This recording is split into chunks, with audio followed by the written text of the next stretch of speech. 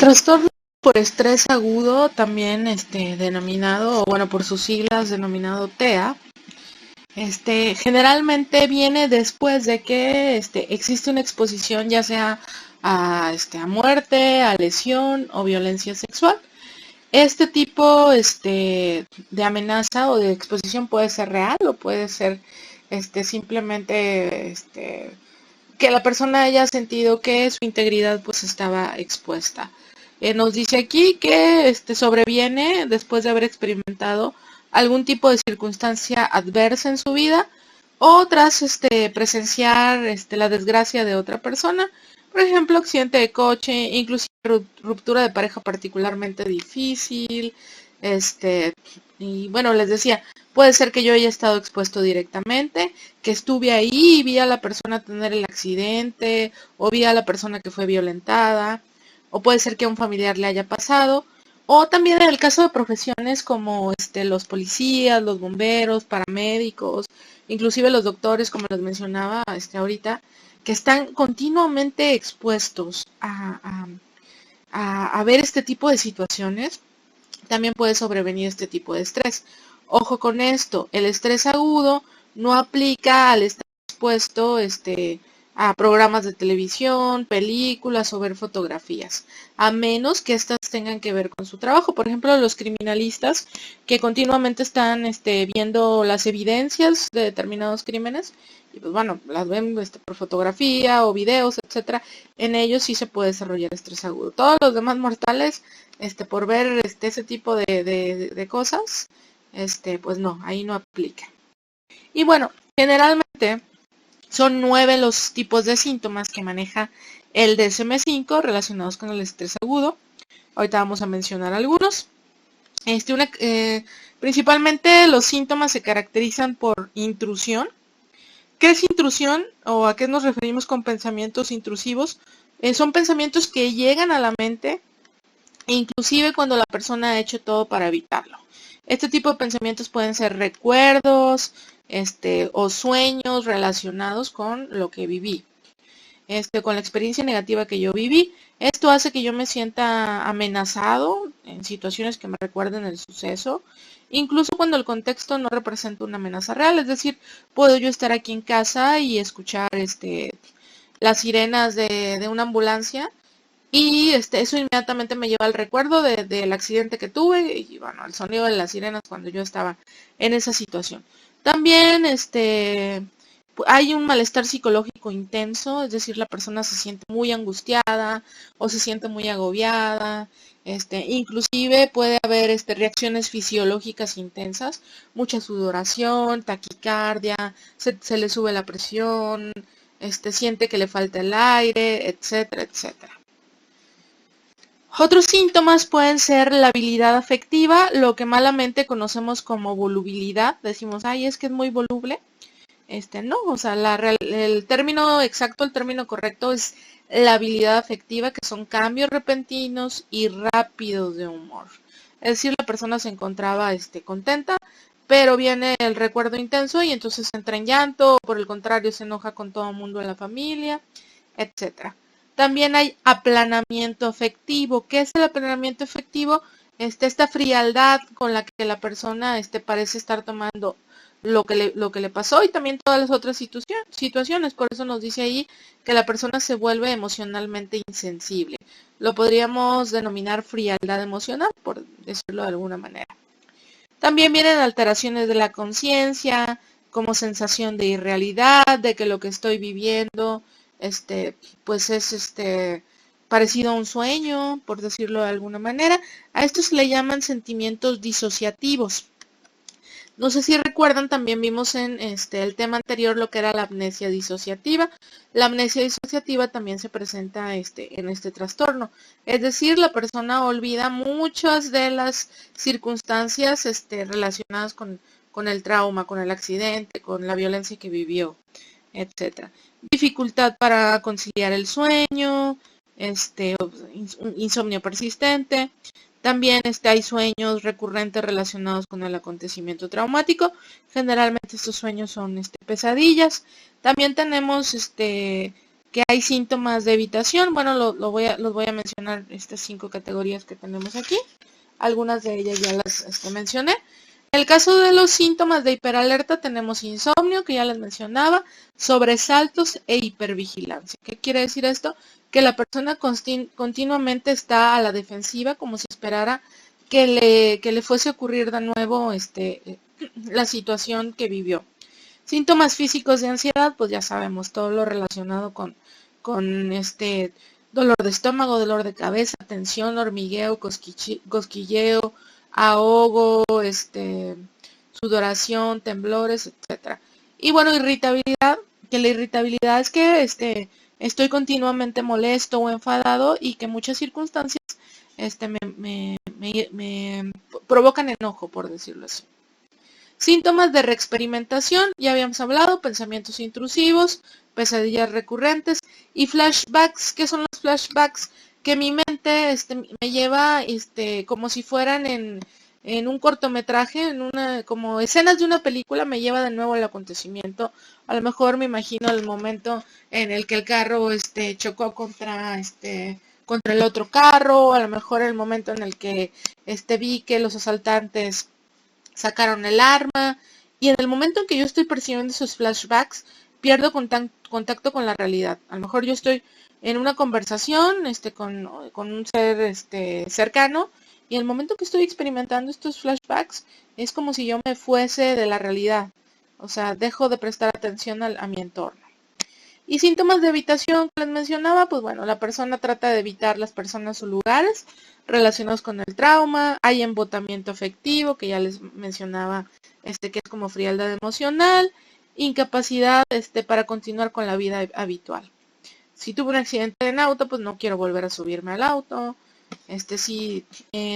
O por ejemplo, alguien que viaja constantemente en avión y hubo alguna circunstancia que en la que vio su vida en peligro, pues no quiero volver a subir al avión. Como síntomas disociativos, la sensación de desapego de la realidad, reducción de la conciencia del entorno, que eso se llama desrealización, la despersonalización y pues la amnesia disociativa que les mencionaba. Y capacidad de deterioro de la capacidad funcional, malestar o sufrimiento psicológico, la persona se le dificulta seguir su vida normal, y pues bueno, lo típico que son problemas en la vida social, laboral, personal, etcétera. Que eso es el aspecto clínicamente significativo del trastorno. Y bueno, les mencionaba yo hace un rato que este trastorno por estrés agudo, el DSM-5 menciona que su duración es a partir del tercer día a un mes. Esa es una de las diferencias con el trastorno por estrés postraumático, que lo van a encontrar muchas veces por sus siglas como TEPT. Y bueno, también sobreviene a consecuencia de la exposición a un evento traumático, y es una severa reacción emocional a un trauma psicológico extremo. Si ven, el estrés postraumático viene exactamente de las mismas situaciones que el estrés agudo. La diferencia es que a lo mejor la situación fue todavía mayor en el aspecto de alterar el funcionamiento de la psique del individuo. Y pues bueno, nos menciona aquí que la persona estuvo expuesta a una situación en la que creyó que iba a perder la vida o que iba a ser lastimado. Generalmente las reacciones esperadas en un individuo que vive este tipo de traumas es desesperanza y horror intensos.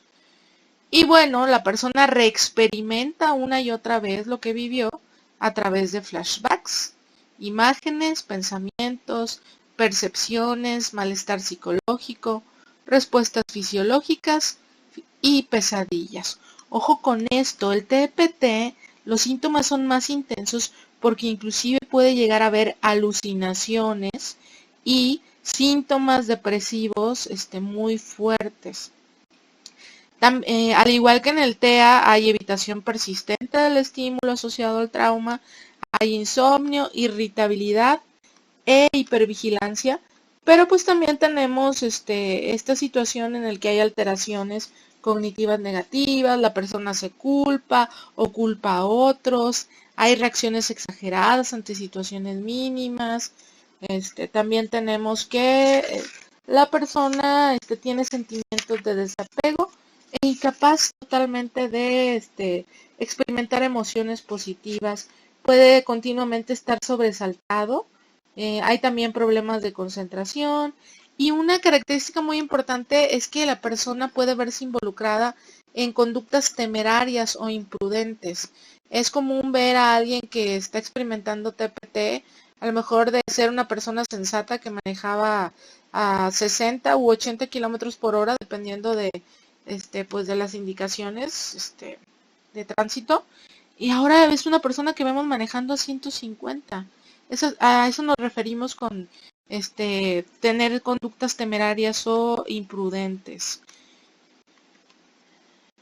Y bueno, para poder diagnosticar un TPT, los síntomas deben durar más de un mes. Recordamos, el trastorno por estrés agudo es de los 3 días al mes, exacto. Y una vez que sobrepasa la barrera del mes, pues ya estamos hablando de un trastorno por estrés postraumático. Y bueno, hay una distinción que se hace entre 3 tipos de estrés postraumático. El estrés postraumático agudo, cuando los síntomas duran menos de 3 meses, es decir, duró de un mes, un día a los 3 meses. El TPT crónico, si dura más de 3 meses. Y el TPT demorado, cuando los síntomas aparecen al menos 6 meses después del acontecimiento traumático. Es decir, no hubo síntomas al inicio, aparentemente todo era normal, pero después de los 6 meses vino la reexperimentación, el sobresalto, la hipervigilancia, los síntomas depresivos, etc. Y pues bueno, esta sintomatología del TPT, como pueden ver, es totalmente similar a la del estrés agudo. Si acaso en los síntomas de evitación, pues tenemos aquí también descenso de las actividades cotidianas y las relaciones sociales, es decir, el individuo se aísla, empieza a tener menor contacto interpersonal, hay como un ensimismamiento continuamente pensando en la situación vivida. Y también, como parte del síntoma depresivo, pues la dificultad para planificar e imaginar el futuro o para ver aspectos positivos que está viviendo. Bueno, estos son los 4 tipos de síntomas que ya mencionábamos antes. Donde dice estado de guardia, pues se refiere a esta hipervigilancia. Y al hablar de alteración en la cognición, lo que les decía es la culpabilidad, pensamientos de falta de control sobre las situaciones, culpabiliza a otros quizá. Y mencionar así brevemente la epidemiología, pues la mayoría de la población en general ha vivido experiencias traumáticas, pero no todos desarrollamos TPT o trastorno por estrés agudo. ¿Por qué? Porque generalmente existe algo que se llaman factores protectores y factores predisponentes. Muchos de nosotros contamos con factores protectores, es decir, no sé, contamos con un grupo, con una red de apoyo, tenemos a lo mejor alguna religión o contacto espiritual, tenemos también estos recursos de afrontamiento en los que somos capaces de generar soluciones y pues eso nos ayuda a hacerle frente a los estresores y traumas. Por el contrario, hay personas que carecen de este tipo de situaciones o que por su historia de vida han tenido múltiples pérdidas, múltiples circunstancias adversas y pues de alguna manera esto ha ido desgastando su estabilidad o su creencia de que son capaces de resolver situaciones. Y bueno, el estrés postraumático se puede encontrar en en ambos sexos y en cualquier grupo de edad. Inclusive, si ustedes revisan el DSM-5 van a ver que hay síntomas muy específicos para niños. Inclusive, allí hace la separación entre adultos y niños. No vemos aquí lo de los niños, porque generalmente, pues esta materia, bueno, esta psicopatología 1 está enfocada a los adultos. Y bueno, sí se observa mayor prevalencia entre mujeres, sobre todo en aquellas que han padecido abuso físico, sexual, asaltos criminales o similares. Y en el caso de los hombres generalmente se presenta en aquellos que tienen profesiones que los hacen participar en combates o ser víctimas de atentados que amenazan su integridad física. Y pues así, de la forma más breve posible, revisamos estos dos temas. Es bien importante que conozcamos acerca de ellos y que, como les decía al inicio, conozcamos los síntomas normales del estrés para aprender a diferenciar entre estrés normal vivido en una situación determinada, trastorno por estrés agudo y trastorno por estrés postraumático.